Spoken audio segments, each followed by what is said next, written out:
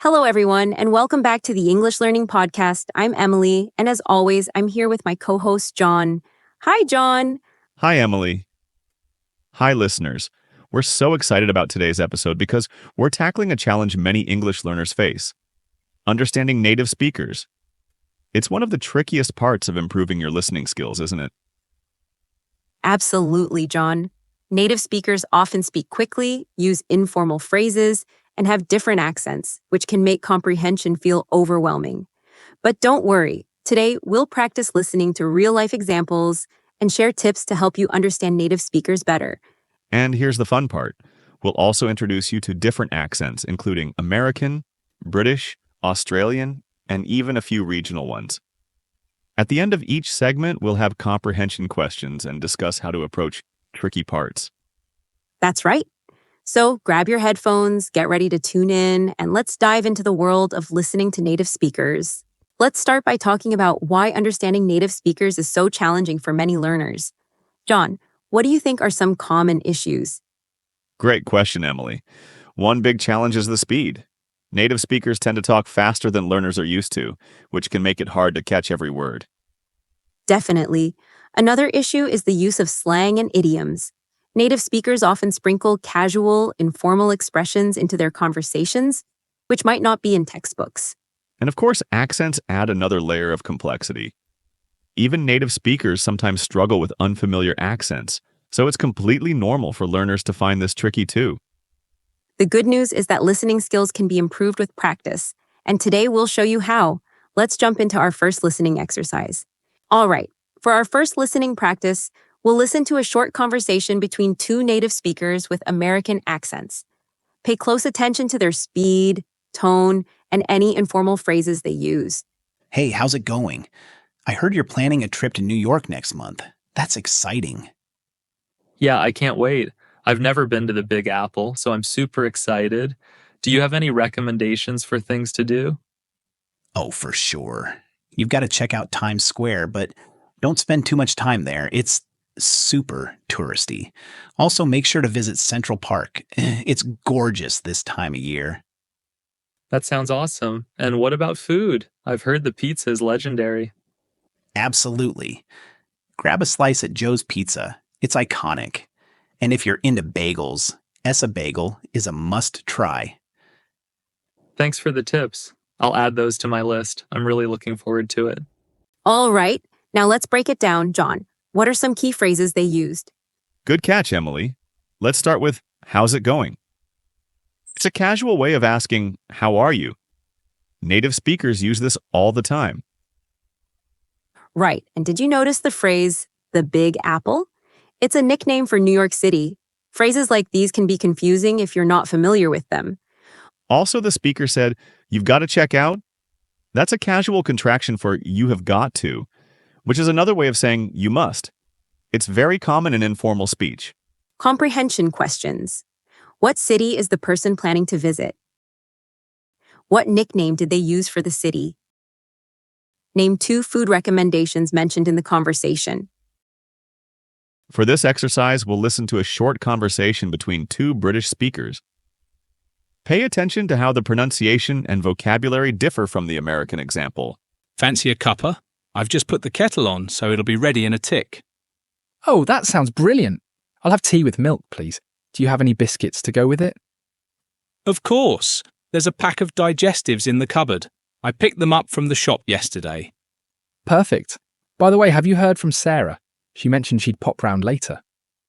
Yes, she texted earlier. She's running a bit late, but she'll be here by 4:30. Smashing. Let's have a natter while we wait. It's been ages since we caught up.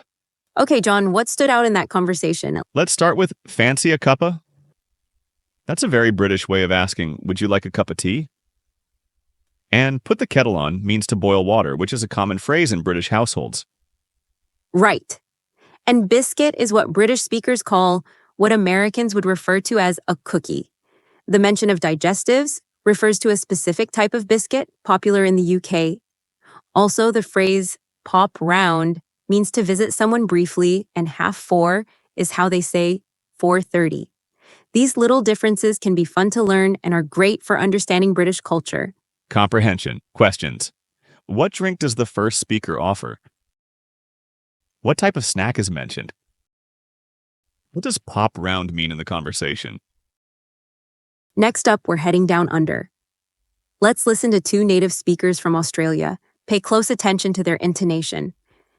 It often has a rising pitch at the end of sentences, even when it's not a question. G'day, mate. How have you been? Haven't seen you in yonks? G'day. Not too bad, cheers. Just got back from the Gold Coast. It was stunning. We spent heaps of time at the beach. Sounds like a ripper trip. Did you bring an esky for the drinks? Yeah, we packed the esky with some cold ones and had a barbie by the beach. Couldn't have asked for better weather.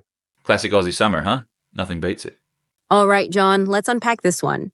First, "G'day mate" is a classic Australian greeting meaning hello friend. And the phrase "not too bad," cheers is a casual way of saying I'm doing well, thanks. Good points. And what about esky? That's an Australian term for a cooler or ice box used to keep drinks cold. They also mentioned having a barbie, which is short for barbecue. Exactly. And did you notice the phrase heaps of time? Australians often use heaps instead of a lot to describe large amounts of something. It's a fun and unique part of their vocabulary. Comprehension questions. What greeting did the first speaker use? Where did the second speaker say they had been? What does Barbie mean in Australian English? Now that we've explored different accents, let's talk about practical tips to help you become a better listener when it comes to native English speakers. Listen regularly. First and foremost, listen regularly. It's like exercising a muscle. The more you do it, the stronger it gets. But here's the key. Mix up your listening materials. Don't stick to just one source. Absolutely. Listen to podcasts like ours, watch movies, follow YouTube channels, or even tune into news programs. Each source offers unique vocabulary, accents, and speaking styles that will train your ear. Focus on context. Next, focus on context. Even if you don't understand every word, the overall situation can help you guess the meaning. For instance, if someone says, "Fancy a cuppa," and you see them holding a kettle, it's clear they're asking if you want tea. Exactly. Pay attention to body language, tone, and the setting of the conversation. It's like solving a puzzle where every piece adds to your understanding. Shadowing practice. Another powerful tip is shadowing. This means listening to a sentence, pausing, and repeating it as closely as possible.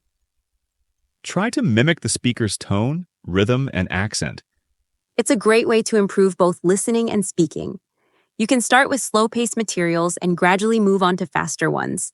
Shadowing also helps you internalize how native speakers link words together. Use subtitles wisely. If you're watching a movie or a show, start with subtitles in your native language to understand the story. Then switch to English subtitles. Finally, try watching without any subtitles at all. That progression bridges the gap between listening and understanding. It's like training wheels on a bike. You can remove them once you're confident enough. Create a listening schedule. Consistency is crucial, so create a listening schedule. Set aside 15 to 30 minutes a day for active listening. Over time, this habit will make a huge difference. You can use this time to focus on different accents, listen to interviews, or even replay a segment of our podcast. Repetition helps reinforce what you've learned. Practice with real-life conversations. Finally, don't be afraid to practice with real people. Whether it's a language exchange partner, a teacher, or even a friend, speaking to native or fluent English speakers will challenge and improve your listening. And if you're nervous, remember, most people are happy to help and appreciate your effort to learn their language. All right, let's review the vocabulary we've covered today. We'll not only explain these terms, but also give you examples to make them more relatable. Accent, meaning. A way of pronouncing words that's unique to a region or country. Example. The British accent sounds very different from the American accent, especially when it comes to vowels. Accents can vary even within a country. For example, in the US, a Southern accent is quite different from a New York accent. Slang, meaning. Informal words or phrases used in casual conversations. Example. Pop round is British slang for visiting someone briefly. Learning slang can make your conversations with native speakers feel more natural and less textbook-like. Context. Meaning, the situation or background that helps you understand the meaning of something. Example. Even if you don't know the word esky, the context of a beach picnic tells you it's something related to keeping drinks cold. Context clues are your best friend when you're learning a new language. Always look for them. Shadowing, meaning, a language learning technique where you listen and immediately repeat what the speaker says. Example, I shadowed a podcast to improve my pronunciation and rhythm. Shadowing helps you pick up on the small details of how native speakers talk, like contractions and linking words. Intonation, meaning, the rise and fall of the voice in speaking. Example, Australian English often has a rising intonation at the end of sentences, even when it's not a question. Intonation can completely change the meaning of a sentence, so it's important to pay attention to it. All right, let's recap what we covered in today's episode. We started by talking about why understanding native speakers can be challenging, things like fast speech, slang, and different accents.